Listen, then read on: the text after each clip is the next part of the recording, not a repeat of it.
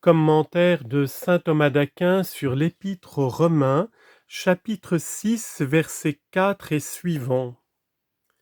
Lorsque Paul dit « afin que, comme Jésus-Christ est ressuscité d'entre les morts », il déduit le conséquent, à savoir que nous ne devons pas vivre dans le péché. Pour cela, il se sert d'une similitude tirée de la résurrection de Jésus-Christ en disant « afin que, comme le Christ est ressuscité d'entre les morts, par la gloire de son Père, c'est-à-dire en vertu de la puissance du Père, par laquelle il est lui-même glorifié, selon ce passage du psalmiste, au psaume 56, verset 11, « Levez-vous, ma gloire ». Nous marchions nous aussi dans une vie nouvelle, c'est-à-dire que nous avancions en faisant les bonnes œuvres de la vie. Car la vie du péché a sa vieillesse, puisqu'elle nous conduit à la corruption, confère Hébreux 8, 3, ce qui passe et vieillit est bien près de sa fin. Et Baruch 3, 10, pourquoi Israël es-tu dans la terre des ennemis? Pourquoi es-tu vieilli dans une terre étrangère? Voilà pourquoi on donne le nom de vie nouvelle à la vie par laquelle on revient à la justice, c'est-à-dire à la vie sans péché. Confère Psaume 102, verset 5, « Il renouvellera votre jeunesse comme celle de l'aigle ». Confère Éphésiens 4, 23, « Renouvelez-vous dans l'intérieur de votre cœur ». En ajoutant au verset 5, « Si en effet nous avons été hantés, etc., saint Paul prouve que la conséquence est rigoureuse, car Jésus-Christ, après sa mort, est ressuscité. De là, il convient que ceux qui portent la ressemblance de Jésus-Christ quant à la mort dans le baptême, portent aussi la ressemblance de sa résurrection par l'innocence de leur vie. Voilà pourquoi l'apôtre dit, « Si en effet nous avons été hantés pour la ressemblance de sa mort, c'est-à-dire si nous portons en nous la ressemblance de sa mort de manière à lui être incorporés comme le rameau inséré dans la tige, et hantés, pour ainsi dire, dans la passion même de Jésus-Christ, nous soyons aussi hantés, E-N-T-E accent aigu S, pour la ressemblance de sa résurrection, c'est-à-dire tellement formés à sa ressemblance que dans la vie présente nous vivions innocents, et dans la vie future nous arrivions à une gloire semblable à la sienne. Confère Philémon 3, 21, « Il changera notre corps misérable en le rendant conforme à son corps glorieux. » Confère 2 Timothée 2, 11. Si nous sommes morts avec Jésus-Christ, nous vivrons aussi avec lui. Ainsi donc, comme l'apôtre a prouvé par la similitude de la mort de Jésus-Christ que nous étions morts au péché, antécédent de son argumentation par la similitude de sa résurrection, il prouve aussi que nous ne devons pas vivre dans le péché, sorte de conséquent qu'il voulait atteindre. Leçon 2, chapitre 6, versets 6 à 11. Lecture de ces versets de l'apôtre Paul. Sachant bien que notre vieil homme a été crucifié avec lui afin que le corps du péché soit détruit et que désormais nous ne soyons plus asservis au péché, car celui qui est mort est justifié du péché. Si donc nous sommes morts avec le Christ, nous croyons que nous vivrons aussi avec le Christ. Sachant que le Christ étant ressuscité d'entre les morts ne meurt plus, la mort ne dominera plus sur lui. Car s'il est mort pour le péché, il est mort une seule fois, et s'il vit pour Dieu. Ainsi pour vous, considérez-vous comme morts au péché, mais vivants à Dieu dans le Christ Jésus notre Seigneur. Commentaire de saint Thomas. Après avoir démontré que nous ne devons pas demeurer dans le péché par la raison que nous sommes morts au péché par le baptême, saint Paul, poussant son argumentation, montre que nous avons le pouvoir de faire ce qu'il avance. D'abord, il énonce sa proposition et ensuite il la développe au verset 7. Pour énoncer sa proposition, d'abord il rappelle le bienfait que nous avons obtenu, ensuite l'effet de ce bienfait à ses paroles afin que le corps du péché soit détruit.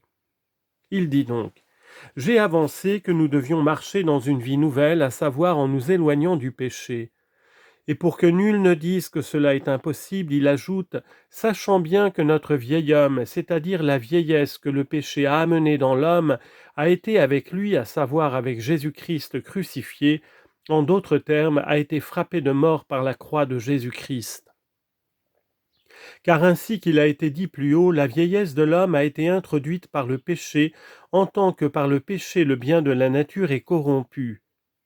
Or cette vieillesse domine dans l'homme tant que l'homme est soumis au péché, et comme ce qui domine dans l'homme est regardé comme l'homme lui-même, dans celui qui est soumis au péché, la vieillesse même du péché est appelée le vieil homme. On peut entendre par la vieillesse du péché la culpabilité ou tâche des péchés actuels, l'habitus du péché qui amène comme nécessairement le péché ou le foyer même du péché provenant de la faute du premier homme. Saint Paul dit donc que notre vieil homme est crucifié avec Jésus-Christ en tant que cette vieillesse est détruite par la puissance de Jésus-Christ ou parce qu'elle est totalement enlevée, comme il arrive dans le baptême, à l'égard de la culpabilité et de la tâche du péché, ou parce que sa puissance est affaiblie, comme il arrive pour la puissance du foyer ou même pour la puissance de l'habitus du péché. Colossiens 2,14, il a effacé la cédule de condamnation qui était contre nous et il l'a entièrement abolie en l'attachant à la croix. Lorsque l'apôtre dit au verset 6, « Afin que le corps du péché soit détruit », il rapporte un double effet du bienfait qu'il vient de rappeler, dont le premier est la destruction du péché commis. Voilà pourquoi il dit « afin que le corps du péché soit détruit ». On appelle en effet corps du péché la réunion des œuvres mauvaises, comme l'assemblage des membres forme le corps naturel. Confère Job 41, 6. Son corps est semblable à des boucliers d'airain fondus. Le second effet est de nous préserver désormais du péché. C'est ce qu'ajoute saint Paul en disant « afin que désormais nous ne soyons plus esclaves du péché ». Car l'homme est esclave du péché quand, par son consentement joint à l'œuvre du corps, il obéit à la convoitise du péché. Confère Jean 8, 34, « Quiconque fait le péché est esclave du péché ». Lorsqu'il dit au verset 7, « Attendu que celui qui est mort est justifié du péché », l'apôtre explique ce qu'il avait dit quant au premier effet. Quant au second à ces mots, verset 8, « Si donc nous sommes morts ». Sur le premier de ces effets, il faut remarquer que la masse du péché est détruite quand le pécheur reçoit la rémission de ses péchés.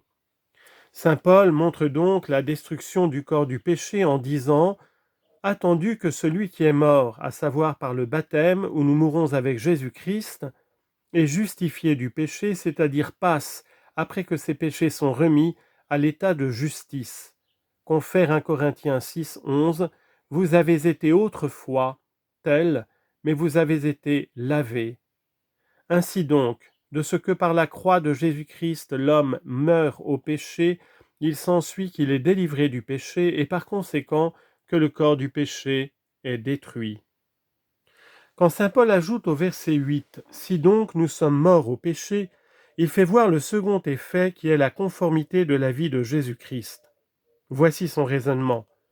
Celui qui meurt avec Jésus-Christ mourant vit aussi avec Jésus-Christ ressuscité. Or Jésus-Christ est ressuscité d'entre les morts comme si désormais il ne devait plus mourir. Celui qui est délivré du péché revit donc avec Jésus-Christ ressuscité, de telle sorte qu'il peut à l'avenir ne plus retourner au péché. Sur ce point, saint Paul montre d'abord la conformité de l'homme fidèle avec Jésus-Christ ressuscité.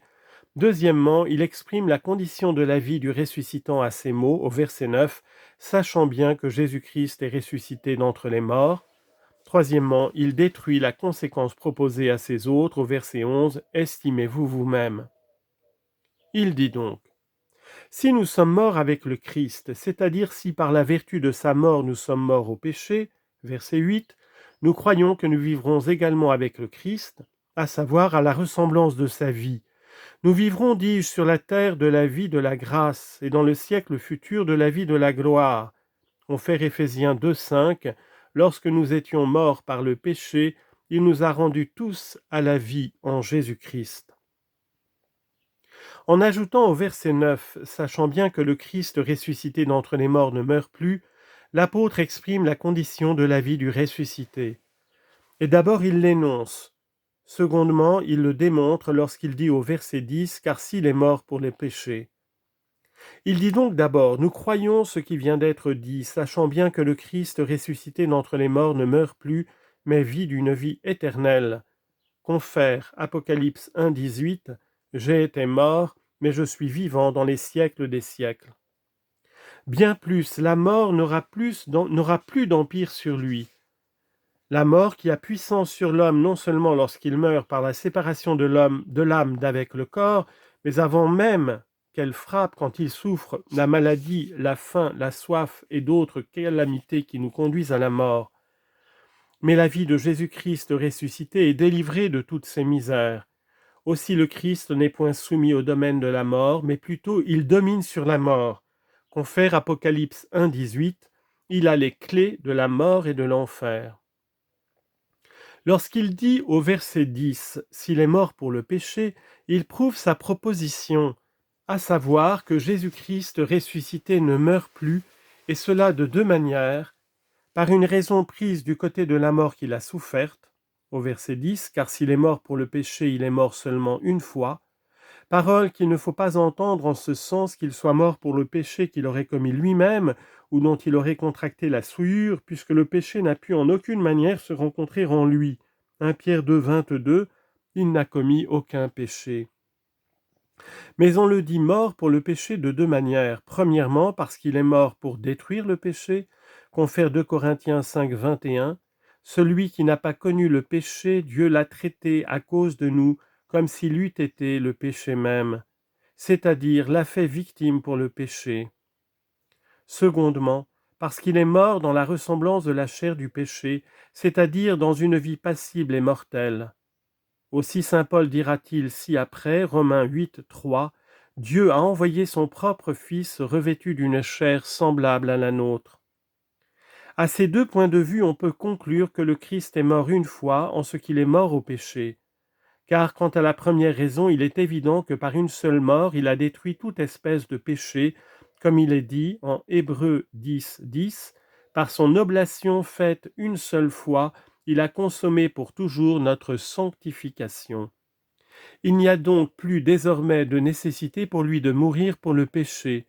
1 Pierre 3, 18, la chair a souffert une fois la mort pour nos péchés. Quant à la seconde, on peut en tirer la même conclusion. Si en effet Jésus-Christ a souffert la mort afin de détruire en lui la ressemblance de la chair du péché, sa mort a dû avoir de la conformité avec la mort de ceux qui portent la chair du péché et qui meurent une seule fois. De là cette parole, Hébreux 10, 27, comme il est établi que les hommes doivent mourir une fois, de même aussi le Christ a été offert une fois pour effacer les péchés de plusieurs. Saint Paul tire le même enseignement de la condition de la vie qu'il a obtenue par sa résurrection, en disant au verset 10, « Mais s'il vit pour Dieu », c'est-à-dire en conformité de la vie de Dieu. Car il est dit en 2 Corinthiens 13, 4, « Quoiqu'il ait été crucifié selon la faiblesse de la chair, il est néanmoins vivant par la puissance de Dieu. Or l'effet est conforme à la cause. Aussi est-ce de là que la vie acquise par Jésus-Christ dans sa résurrection est conforme à celle de Dieu. De même donc que la vie de Dieu est éternelle et sans corruption, selon cette parole de saint Paul à Timothée 4, 16, Dieu seul possède l'immortalité, ainsi la vie de Jésus-Christ est elle-même immortelle.